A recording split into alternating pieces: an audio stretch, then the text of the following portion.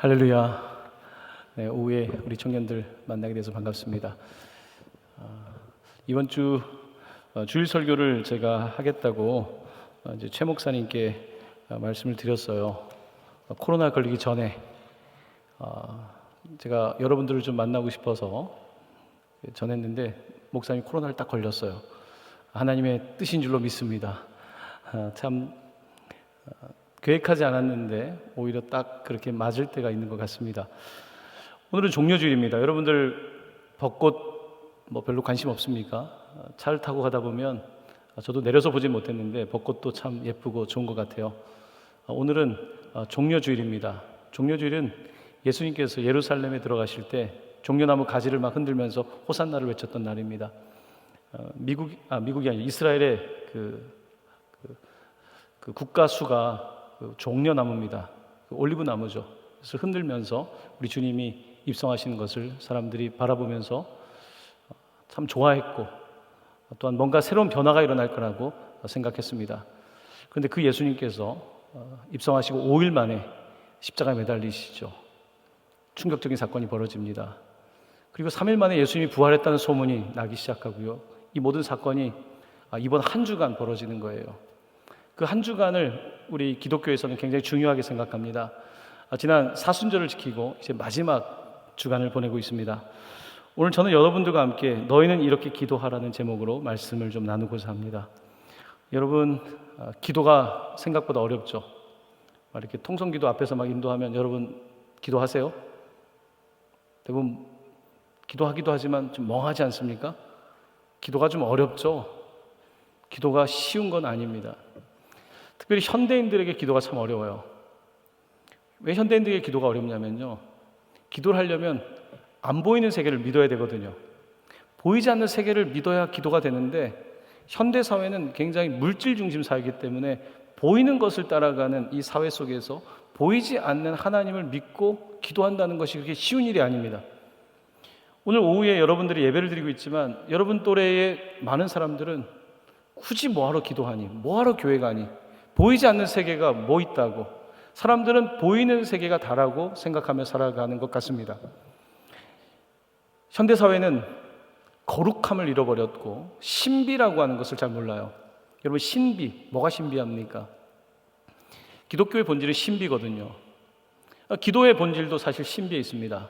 여러분도 기도하면서 하나님을 만난 경험들이 있겠지만 제가 중학교 시절에 혼자 오늘 골방 기도가 나와 있는데 제 방에서 혼자 무릎을 꿇고 기도를 하고 있었어요.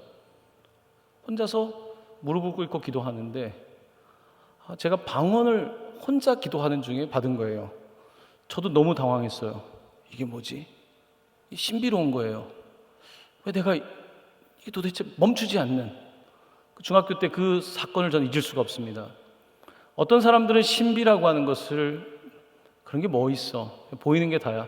교회 다니면 그냥 좋은 가르침, 그냥 좋은 사람들도 만나고 어차피 좋은 거니까 이렇게 생각하지 않습니까? 기독교의 본질은 그냥 좋은 것이 아닙니다. 기독교의 본질은 보이지 않는 하나님께서 세상을 창조하셨다는 것이고 2000년 전에 예수님이지만 우리를 위해 십자가에 달려 돌아가셨다는 것이고 보이지 않는 우리 주님께서 다시 오신다는 거거든요. 이것을 믿는 것은 사실은 합리성의 영역은 아닙니다. 합리적으로 생각하면 이런 것들이 믿기가 쉽지 않죠. 기도한다는 것은요, 합리적인 사람들은 쉽게 기도하지 않습니다. 시간이 아깝잖아요. 이 시간에 차라리 내가 알바를 하든지 공부를 하든지 취업 준비를 하든지 아니면 친구를 만나든지 이 시간을 쓴다는 것은 그렇게 합리적인 게 아니에요. 그리고 효용 가치도 높지 않아요. 이 시간에 차라리 내가 다른 걸 하면 더 효용 가치가 있을 텐데 굳이 차를 타고 여기까지 와서, 어떤 사람들은 멀리서 오지 않습니까? 굳이 여기까지 와서 그럼 온라인으로 예배하면 되는 거지. 굳이. 현대인들은 굉장히 가성비를 따지죠. 우리 청년들도 마찬가지일 겁니다. 굳이 내가 시간을 들이고 굳이 돈을 들이고 내가 그렇게 할 필요가 있을까? 굉장히 똑똑한 현대인들은 그래서 기도가 어려운 거예요. 기도는 보이지 않는 하나님에 대한 믿음이 없으면 기도가 나오지 않습니다. 그리고 그 하나님이 내 기도를 듣고 계신다는 것을 믿지 않으면 기도할 이유가 없어요. 그래서 기도가 어렵습니다. 종교개혁을 한, 우리는 로마 가톨릭이 아니죠. 개혁교회, 리폼 처치, 우리는 마틴 루터로부터 시작이 됐죠. 우리는 이제 장로교인데 루터교도 있죠. 그 루터가 시작한 이 개혁교회는 기도에서 시작되었다고 해도 과언이 아닙니다. 루터는 기도의 사람이었어요. 그는 이런 말을 합니다. 너무 바쁘고 너무 분주해서 기도할 수밖에 없다고. 현대인들의 생각과 너무 다른 거예요. 너무 바쁘고 분주한데 왜 기도합니까? 근데 루터는 전혀 다르게 생각했어요. 너무 바쁘고 분주하기 때문에 기도해야 된다는 거예요. 그 말이 무슨 뜻일까요? 참 놀랍게도 내가 바쁘고 분주한다고 해서 뭐가 열매가 있는 건 아닙니다, 여러분. 내가 바쁘게 뭔가를 한다고 되는 건 아니에요. 오히려 기도할 수 있다면, 루터는 그것을 알았던 거예요. 내가 기도할 수 있다면, 바쁘기 때문에 기도할 수 있다면 오히려 더 바른 길을 갈 수 있는 거죠. 개혁, 종교개혁이라고 하는 엄청난 일 아닙니까? 서구 사회의 역사를 바꾼 이 일을 진행하는 데 있어서 기도가 있었던 것입니다. 여러분, 사탄은 교회의 기도를 막으려고 해요.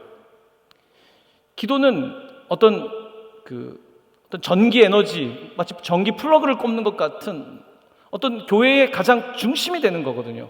사단이 이 전기 공급을 막으려고 하는 거죠. 기도만 막을 수 있으면 다 이긴 거예요. 자, 우리가 지금 예배당에서 예배를 드리고 있습니다. 기도가 없는 예배당, 그냥 건물이에요, 여러분. 그냥 건물에 지나지 않습니다. 교회에 재정이 있어요. 재정이 있으면 뭐합니까? 기도가 없이 재정을 쓴다면 그냥 그거는 쓰고 마는 거예요. 우리가 지금 청년들이 그리스도인으로서 이곳에 있지만 기도가 없다면 그냥 나는 이곳에 있는 한 사람에 불과한 거예요. 기도는 기독교 가르침의 가장 핵심입니다. 저는 이제 대학교 때 종교학을 전공했어요. 그때 제가 흥미롭게 들었던 수업이 하나 있습니다. 비교 신비주의라는 수업을 들었어요. 이름이 좀 매력적이지 않습니까? 비교 신비주의. 불교, 이슬람, 유대교, 기독교 신비주의자들의 책을 읽었단 말이에요. 신비. 여러분, 모든 종교들에서 신비의 핵심은 뭐냐면 기도예요. 뭔가 보이지 않는 세계를 접촉할 수 있으려면 기도밖에 없는 거거든요.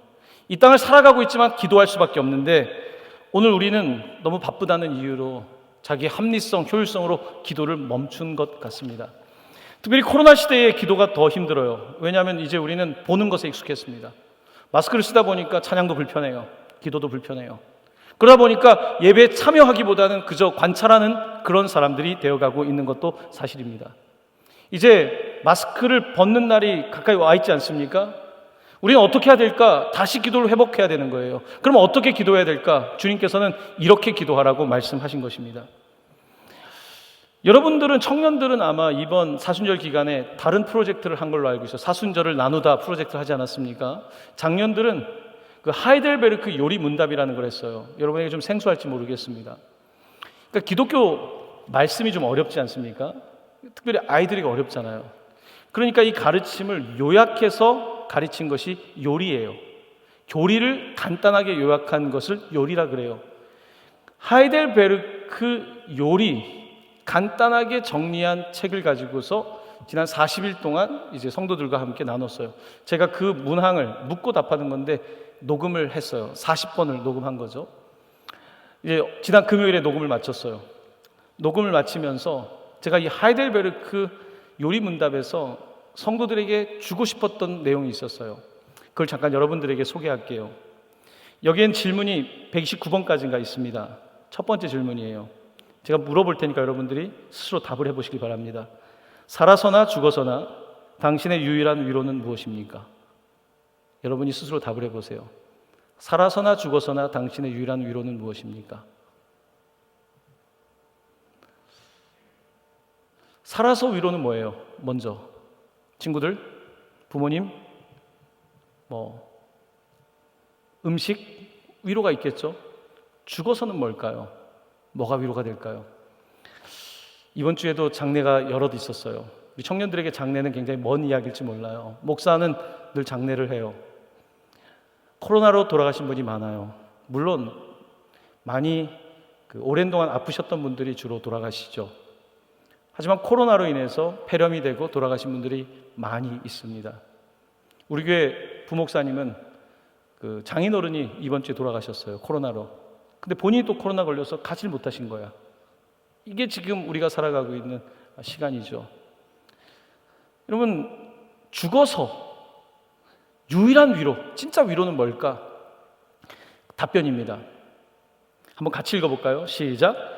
살아서나 죽어서나 나는 나의 것이 아니요 몸도 영혼도 나의 신실한 구주 예수 그리스도의 것입니다. 살아서나 죽어서나 나는 내 것이 아니다라는 것, 나는 주님의 것이다, 예수 그리스도의 것이다는 것이 위로가 된다는 거예요. 오직 유일한 위로. 3부 예배 때 한 가슴 아픈 가정이 예배에 방문했어요. 예배를 드리기 전에 저를 찾아왔어요. 얼마 전에 그 사천에서 공군 그 비행기가 2대가 부딪혀서 추락한 사건을 알고 계시죠? 4명이 순직을 했죠. 그 가운데 한 분이 정종혁 대위입니다. 동강교회에서 주일학교를 다녔어요. 초등학교를 다닌 분이에요. 공군사관학교를 졸업하고 파일럿의 꿈을 가지고 그렇게 비행을 하는 분이었어요. 그 가정이 이제 아들을 잃은 거예요. 이란성 쌍둥이래요. 누나가 왔어요. 몇 분 차이로 먼저 태어난 거죠. 같이 왔어요. 동강교회를 찾아오고 싶었던 거예요. 왜냐하면 아들이 이곳에 어린 시절이 있었고 우리 교회 권사님이 그 아들을 가리킨 거예요. 저는 너무 우연의 일치 같지만 오늘 제가 설교를 준비하면서 저는 그분이 오늘 올지 몰랐어요. 살아서나 죽어서나 당신의 유일한 위로는 무엇입니까? 당신의 유일한 위로는 무엇입니까? 여러분, 뭐가 위로가 되겠습니까? 무슨 말이 위로가 되겠습니까? 예수 그리스도가 위로가 된다. 그 말씀이 위로가 되겠죠. 앉아서 요 바로 앞에서 예배를 드리는데요. 여러분, 오늘 우리가 그 위로가 많이 필요한 시대를 살고 있어요. 근데 오직 유일한 위로, 삶과 죽음의 그 갈림길에서 위로 뭘까요? 예수 그리스도밖에 없다는 거예요. 예수 그리스도 외에는 위로가 없다는 거예요. 살아서는 뭔가 위로받을 수 있습니다. 하지만 내가 죽음이라고 하는 것을 앞두고서 위로는요 없는 거예요. 예수 그리스도밖에 없다는 것입니다. 하이델베르크 요리문답은 이렇게 시작이 돼요. 제가 이것을 선택해서 성도들과 나눈 이유는 성도들을 위로하고 싶었기 때문이에요.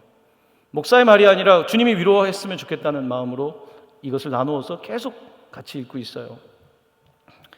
자, 오늘 여러분에게 기도에 대한 이야기를 하는데요. 그 하이델베르크 요리문답의 마지막 질문들이 이번 주에 펼쳐지는데 기도에 대한 가르침이에요.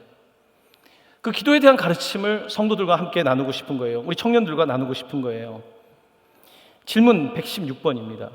앞부분 다 뛰어넘고 116번의 질문입니다. 그리스도인에게 왜 기도가 필요합니까? 여러분에게 묻습니다. 여러분 한번 답변을 해보세요. 그리스도인에게, 여러분이 그리스도인이지 않습니까? 왜 기도가 필요합니까? 왜 기도해야 될까요? 왜 기도해야 될까요? 자, 거기에 대해서 답변입니다. 조금 깁니다. 좀 길고 옛날 문장이기 때문에 번역이 어려울 수 있습니다. 하지만 같이 한번 읽어보도록 하겠습니다. 기도는 하나님께서 우리에게 요구하시는 감사의 가장 중요한 부분이며 또한 하나님께서는 그의 은혜와 성신, 성령을 오직 탄식하는 마음으로 쉬지 않고 구하고 그것에 대해 감사하는 사람에게 주시기 때문입니다. 자, 첫 번째 문장을 보시면요. 기도는 감사의 가장 중요한 부분인데 그 감사를 주님이 요구하신다는 거예요. 하이델베르크 요리문답은 이렇게 되어 있습니다. 첫 번째는 하나님이 세상을 창조하셨다는 것. 두 번째는 예수 그리스도께서 이 땅에 타락한 세상 속에서 우리를 구원하셨다는 것. 그러면 구원받은 사람은 어떻게 살아야 되는가? 이게 세 번째예요. 여러분이 예수 믿고 구원받았습니까? 예수 믿고 여러분 천국에 갈 거라고 믿습니까? 지금 이미 천국이 시작되었습니까? 그럼 구원받은 거예요. 예수님이 나의 유일한 위로, 예수님이 나의 모든 것 구원받은 거예요. 나는 죽어서나 살아서나 내가 일찍 주님께 가느냐 아니면 늦게 가느냐의 차이일 뿐 내 유일한 모든 것은 예수 그리스도라고 하면 여러분은 구원받은 거예요. 그렇다면 내가 구원을 받았다면 그리스도인이라면 어떻게 살아야 되는가? 그리스도인의 크리스천 라이프, 가장 실제적인 삶은 뭐냐면 감사라고 말하고 있어요. 얼마나 감사해요. 죽을 수밖에 없는 내가 구원받은 게 감사하잖아요. 감사밖에 없다는 거예요. 크리스천의 삶은 감사밖에 없다는 거예요. 여러분들의 할머니가 되시는 우리 권사님들과 아무래도 신방을 같이 하다 보면요 이런저런 대화를 나누죠. 그러면 대부분 권사님들이 하시는 이야기는 이거예요. 목사님, 저는 감사밖에 없어요. 저는 감사밖에 없어요. 어떻게 지금까지 살았는지 모르겠어요. 다 하나님이 하셨어요. 감사해요. 이 단순한 말이 기독교인의 삶의 핵심이라는 거예요. 감사. 자, 그리고 감사하는 사람은 어떻게 알 수 있는가? 기도의 여부를 통해서 알 수 있다는 거예요. 감사하는 사람은 기도하게 돼 있다는 거예요. 여러분이 최근에 혹시 기도를 잘 하지 않는다면, 기도가 멈췄다면 여러분의 마음에 감사가 없을 거예요. 이것은 분명해요. 내가 기도가 잘 안 나온다. 감사보다는 불안이, 감사보다는 불평이 더 많은 거예요. 그러니까 기도가 잘 나오지 않는 거예요. 생각이 많은 거예요. 복잡한 거예요. 염려가 많은 거예요. 근데 기도가 나오지 않는 거예요. 감사한 사람이 기도할 수 있다. 이것이 아주 중요한 포인트입니다. 저는 오늘 예배를 통해서 우리 사랑하는 청년들이 참 감사해요. 목사님, 제가 청년 참 제가 요즘 뭐 잘 된 것도 없는 것 같긴 하지만 감사해요. 또 따박따박 그래도 학교 갈 수 있고 작은 돈이지만 하나님 주셔서 살 수 있고 조금이나마 헌금도 할 수 있고 내가 조금이나마 섬길 수 있게 한 것 감사해요. 이 감사가 기독교인의 핵심이라는 거예요. 그 감사한 사람이 기도하는 것입니다. 최근에 얼마 전에 여러분의 선배죠. 한 청년이 저한테 갑자기 뭐 선물을 하나 보냈어요. 아주 옛날 청년입니다. 그래서 잊고 지냈던 거죠. 전화 통화를 했어요. 그랬더니 어쩐 일이니? 그랬더니 목사님 생각이 났어요. 고맙대요. 뭔지 모르게 고마운 거예요. 가장 그 삶의 갈등과 어려움이 있을 때 그때 청년 때 기도할 수 있었던 거, 그때 믿음을 지킬 수 있었던 거, 그리고 믿음의 배우자를 만날 수 있는 거, 이 모든 게 감사한 거예요. 감사한 거예요. 그러니까 생각이 난 거예요. 이번 하나님께 감사하다는 것은요, 하나님과 접촉하는 거예요. 하나님께 감사한데 어떻게 접촉을 안 합니까? 어떻게 하나님께 연락을 안 합니까? 감사한데 어떻게 가만히 있어요? 기도는 하나님과의 접촉이에요. 하나님께 우리의 것을 아뢰는 거예요. 하나님께 드리는 거예요. 이것이 감사이고 이것이 기도인 것입니다. 자, 이렇게 감사한 사람이 기도할 수 있다는 것이 중요한 가르침이고요. 자, 우리가 읽었던 그 답변 116번의 두 번째를 보시면 이 부분 좀 어렵습니다. 하나님께서는 그의 은혜와 성신을 오직 탄식하는 마음으로 쉬지 않고 구하고 그것에 대해 감사하는 사람에게만 주시기 때문입니다. 좀 쉽게 말씀드리면요, 감사하면서 구하는 사람에게 하나님께서는 응답을 주시는데 그 응답의 가장 핵심은 성령이다. 이게 중요한 가르침이에요. 이 내용은 누가복음 11장 13절에 나오고 있습니다. 한번 같이 읽어보겠습니다. 시작. 너희가 악할지라도 좋은 것을 자식에게 줄 알거든 하물며 너희 하늘 아버지께서 구하는 자에게 성령을 주시지 않겠느냐 하시니라. 성령님은 인격이죠. 나에게 위로가 없을 때 기도 가운데 터치해 주시는 그 성령님, 선물이에요. 성령은 진리의 성령님이에요. 내가 혼란스러워요. 어떻게 해야 될지 모르겠어요. 근데 기도 가운데 성령님께서 진리를 말씀해 주실 때 그것이 내게 큰 위로가 되고 힘이 돼요.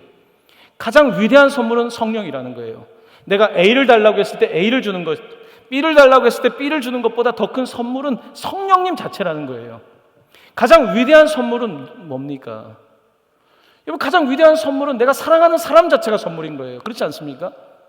내가 사랑하는 사람이 있어서 배우자가 있으면 내게 가장 위대한 선물은 그 사람이 나한테 가져다 주는 무엇이 아니라 그 사람 자체가 선물인 거예요. 자, 예수님께서 말씀하시는 겁니다. 너희들에게 가장 기도할 때 주시는 선물은 뭐냐면 성령님 그 자체. 성령님은 누구입니까? 예수님의 인격을 우리에게 말씀해 주시는 분 아닙니까? 교제하시는 분 아니에요? 그 성령이 선물이다 라고 말씀하고 있는 것입니다. 이것은 정말 위로가 되는 말씀이에요. 왜냐하면 우리가 찬양도 하지만 당신이 지쳐서 기도할 수 없을 때, 당신이 지쳐서 기도할 수 없을 때 누군가 널 위해 기도하네. 누군가 성령님께서 우리 가운데 탄식하시고 기도하시는 것, 이것이야말로 가장 큰 선물 아니겠습니까? 마틴 루터는 이 성령님의 이 특별함에 대해서 어떤 글에서 이런 말을 했습니다. 제가 한번 읽겠습니다. 이 순간에 성령님이 교훈을 주시기 때문에 그분의 한마디 가르침은 우리가 수천 번을 기도하는 것보다 훨씬 더 낫다네. 많이 읽고 깊이 생각해서 깨우치는 것보다 한 번의 기도로 더 많은 것을 깨달을 때가 많다네. 무슨 이야기냐면요, 마틴 루터는 성경을 능통한 사람입니다. 성경을 번역하고 책을 쓰고 아주 뛰어난 사람이에요. 그가 책을 열심히 읽고 열심히 학문을 한 것보다 기도 가운데 하나님께서 나한테 주신 한마디가 더 중요하다는 거예요.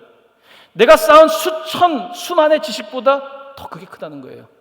내가 그냥 수천 마디의 기도한 것보다 주님이 주신 한마디를 듣는 것이 더 중요하다는 거예요. 그는 그것을 몸소 깨달았던 사람입니다. 저희 동강교회는 네팔 선교를 오래 해오고 있죠.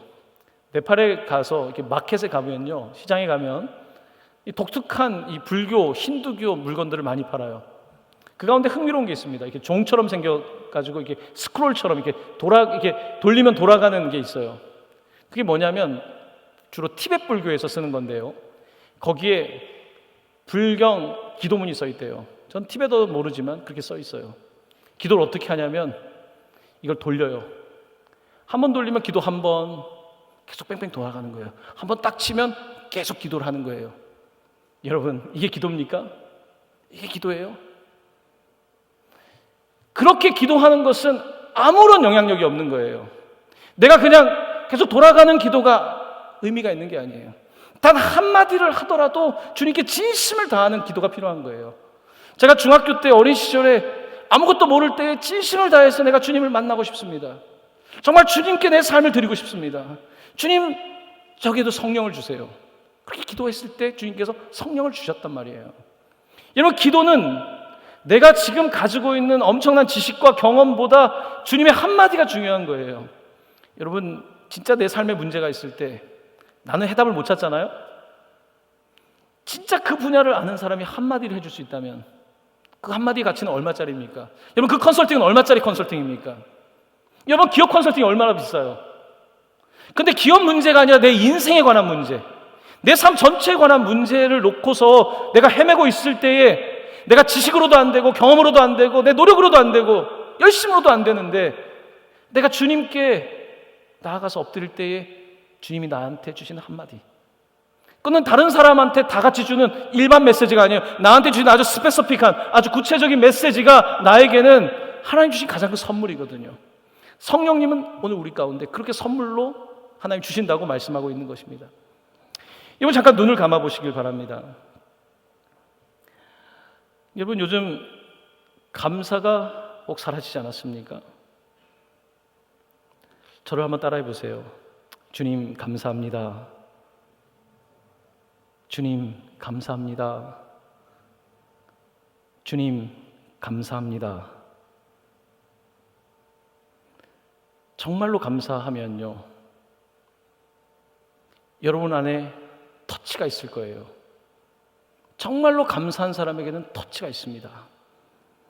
자, 눈을 떠보시면 되겠습니다. 감사한 사람은요, 그 감사 자체가 기도거든요. 그 감사할 때에 이미 준비가 되어 있는 거예요. 여러분, 우리가 은혜를 받으려면요, 갑자기 은혜를 받는 것보다는 준비가 되어 있어야 되거든요. 감사의 자세로 살아가면서 엎드릴 때 그때 터치가 일어나는 것 아니겠습니까? 오늘 저는 여러분에게 감사와 그리고 성령에 대해서 말씀을 드렸는데요, 이제 오늘 본문의 이야기를 잠깐 하려고 합니다. 왜 기도해야 되는가? 아까 하이델베르크 요리문답을 인용한다면 받은 은혜가 감사해서 기도할 수밖에 없는 거예요. 왜 기도하느냐? 뭘 달라고 하기 이전에 너무 감사해서 기도하는 거예요. 이게 답변이에요. 왜 기도하는가? 누가 물어보면 너 왜 기도하니? 너 교회 가서 뭐 기도해? 그럼 하나님 주시니? 그러면 여러분 이렇게 답변해야 돼요. 나는 뭘 줘서가 아니라 이미 내가 받은 예수 그리스도가 너무 감사해서 기도해. 할렐루야. 나는 예수님을 받아서 감사해.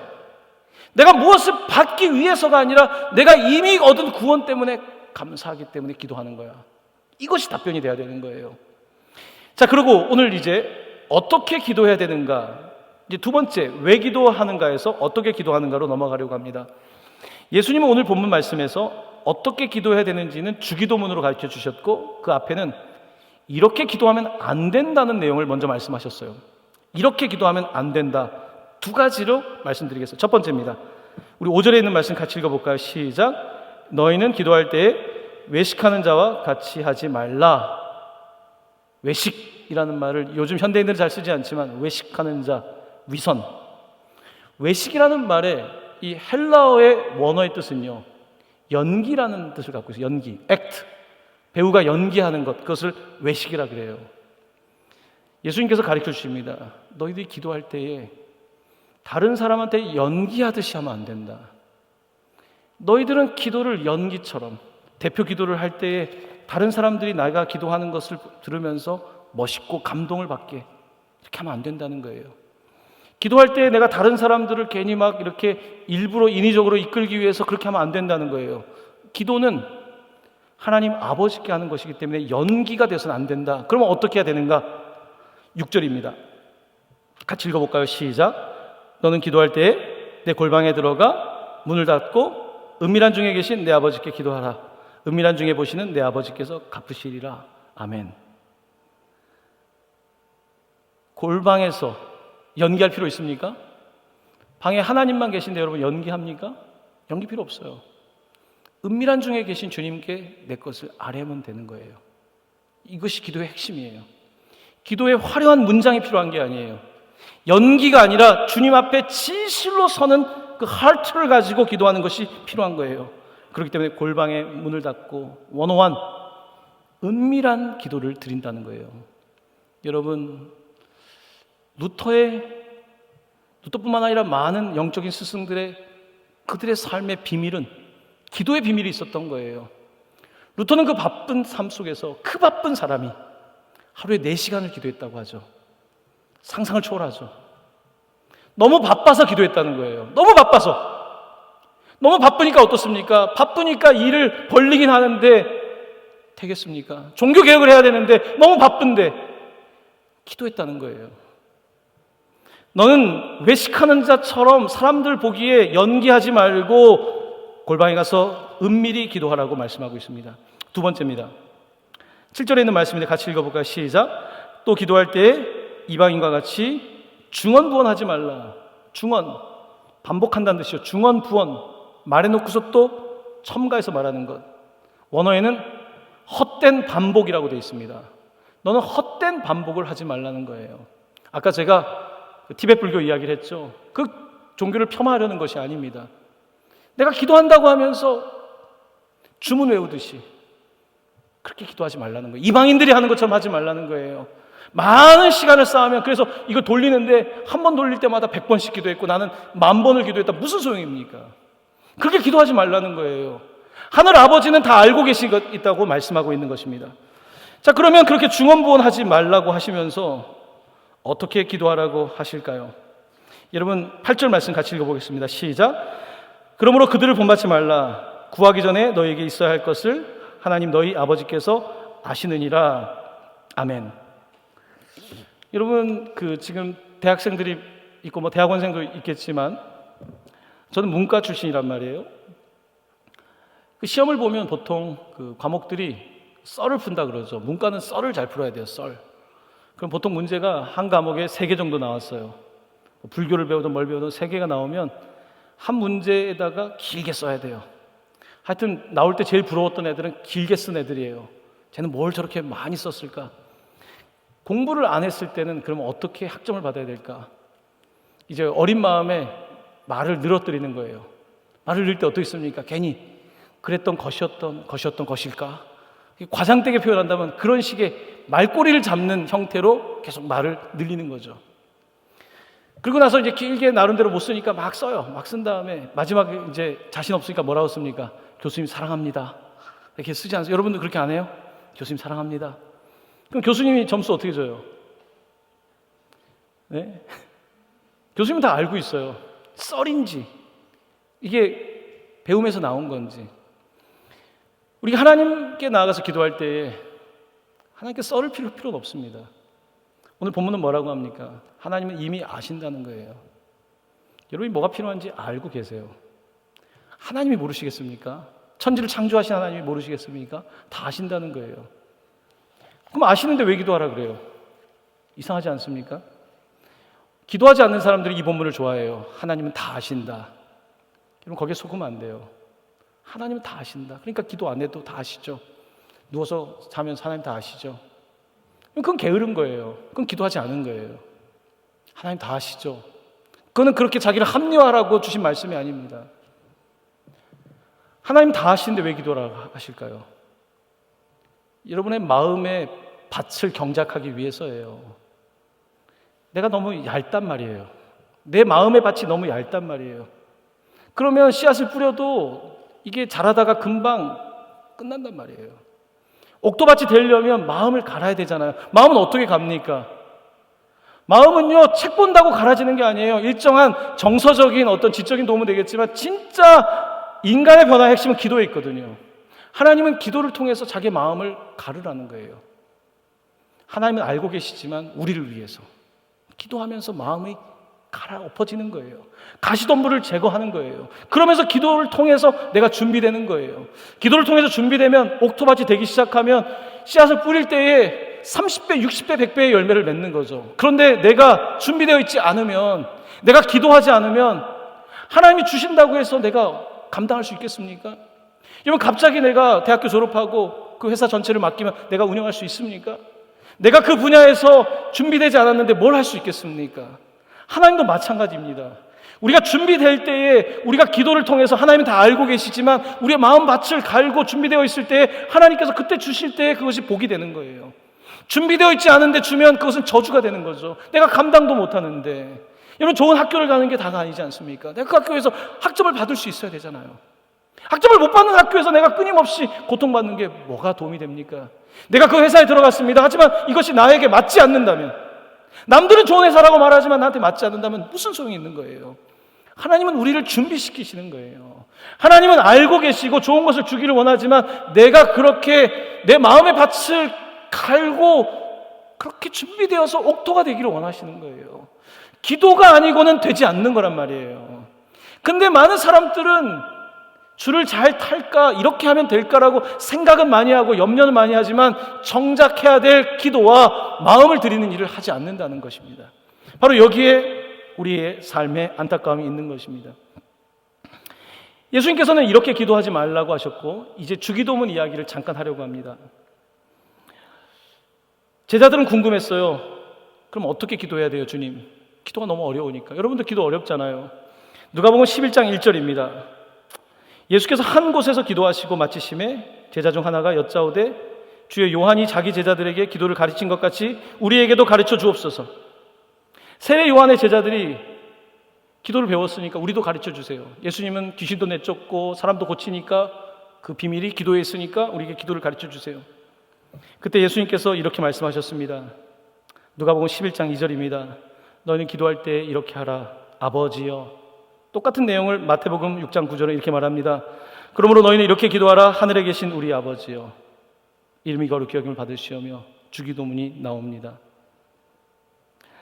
사랑하는 형제자매 여러분, 주님이 주기도문을 가르쳐 주셨어요. 주기도문의 시작은 Our Father, 하늘에 계신 우리 아버지, 우리 아버지예요. 내 아버지가 너희들의 아버지란 뜻이에요. 독생자 예수 그리스도께서 My Father이 아니라 Our Father, 우리 아버지라고 말씀하시는 거예요. 이거는 굉장히 큰 놀라운 사건이에요. 이번 성경은 구약과 신약이 있지 않습니까? 구약 성경에는요 하나님을 아버지로 잘 묘사하지 않습니다. 물론 없는 건 아니에요.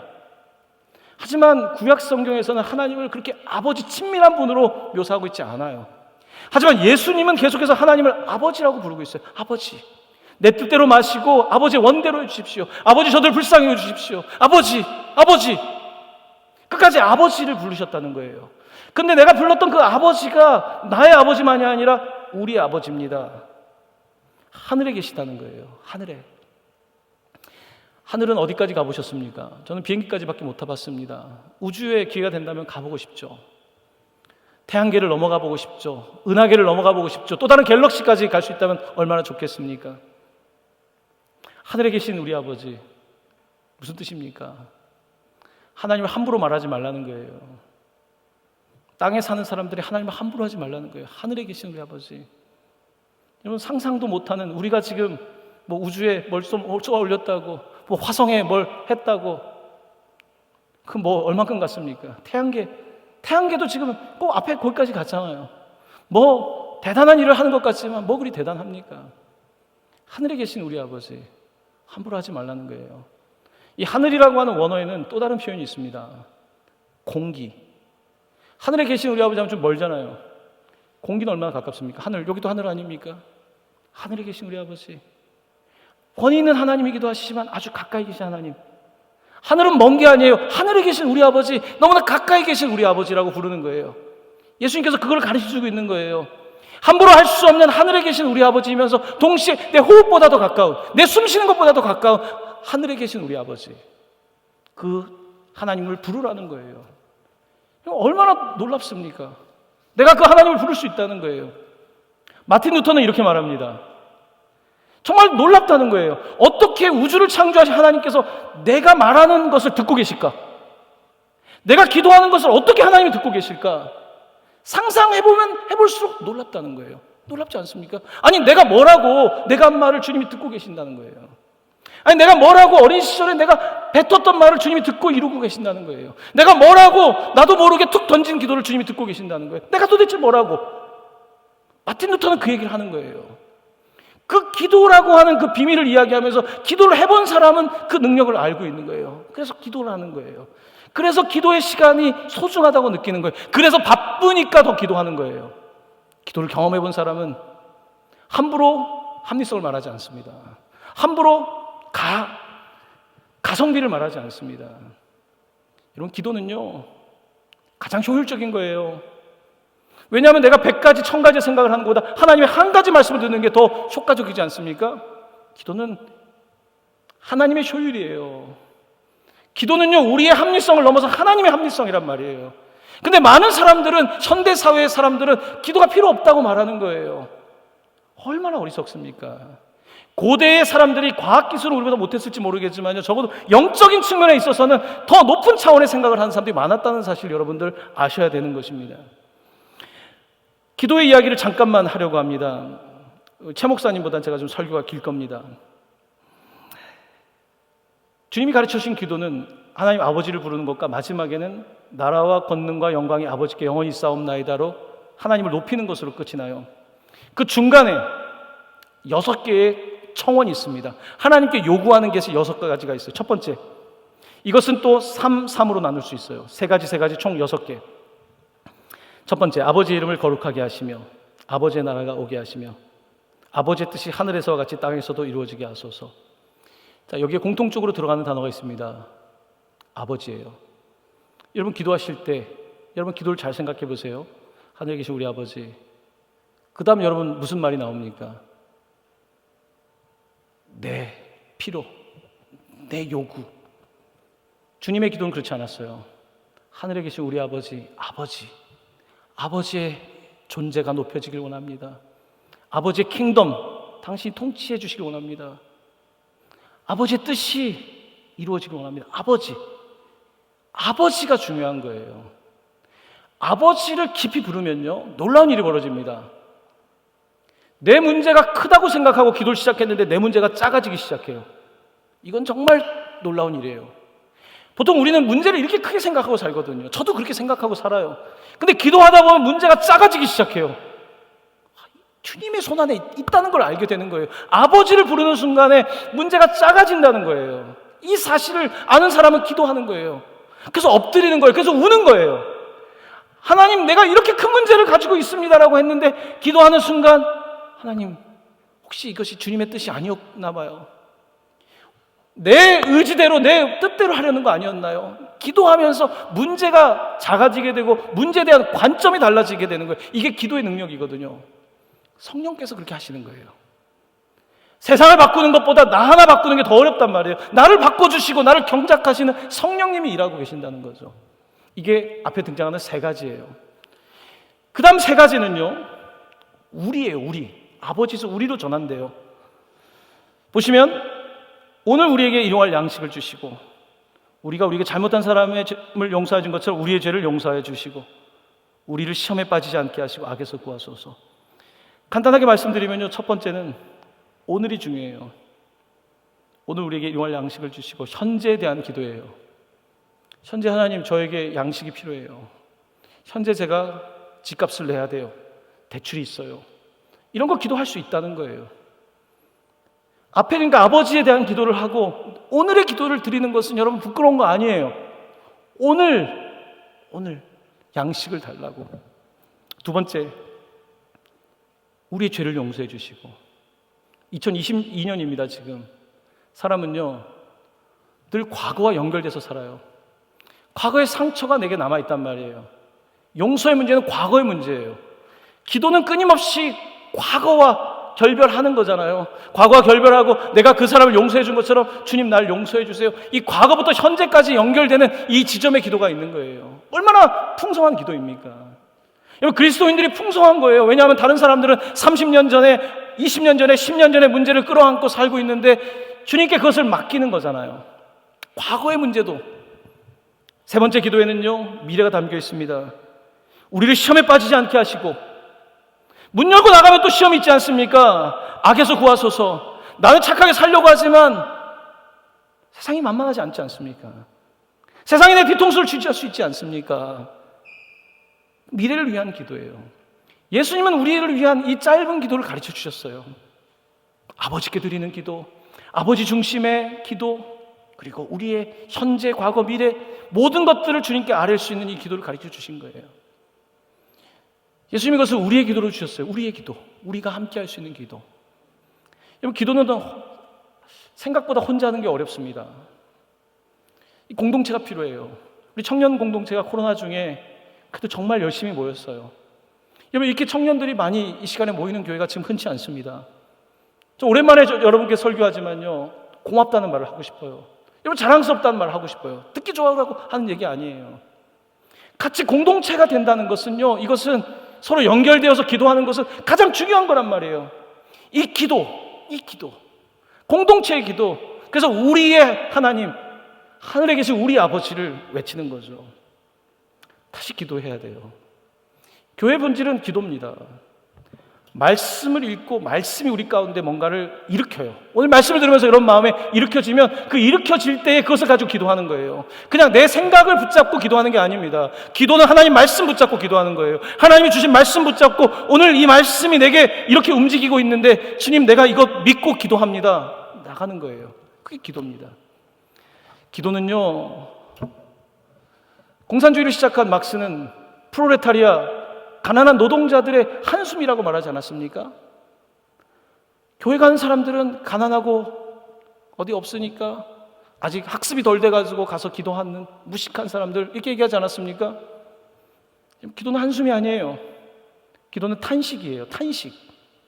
기도에는요 정말 주님을 사랑하는 마음, 주님의 뜻대로 살고 싶은 마음, 나를 통해서 주님께 영광 올리고 싶은 마음, 그 마음들이 있기 때문에 이 안에 탄식이 있는 거예요. 나뿐만이 아니라 옆에 있는 형제와 자매를 바라보면서 내 마음속에 탄식이 있는 거예요. 그러니까 기도하는 거예요. 그리고 기도할 때는요 그냥 기도가 아닙니다. 놀랍게 기도하다 보면 성령 안에서 믿어져요. 이게 참 놀라운 거예요. 믿어지기 시작해요. 여러분, 청년 때 저는 여러분에게 기도하라고 말하고 싶습니다. 전 사람은 기도하는 대로 된다고 믿어요. 기도하지 않고서 잘 될 수 있어요. 하지만 여러분, 세월 지나보세요. 절대 잘 된 거 아닙니다. 기도하지 않고 잘 된 거요? 부러워하지 마세요. 절대 잘 된 거 아니에요. 기도한 대로 되는 것이 더 맞아요. 기도한 대로 되는 것이 복이에요. 저는 기도하는 대로 되는 삶이 여러분의 인생을 통해서 펼쳐지길 바라요. 사랑하는 청년들, 코로나 중에 2년여를 고생했어요. 다음 주는 부활절입니다. 부활은 그냥 오는 것이 아닙니다. 부활에는 아픔이 있어요. 고통이 있어요.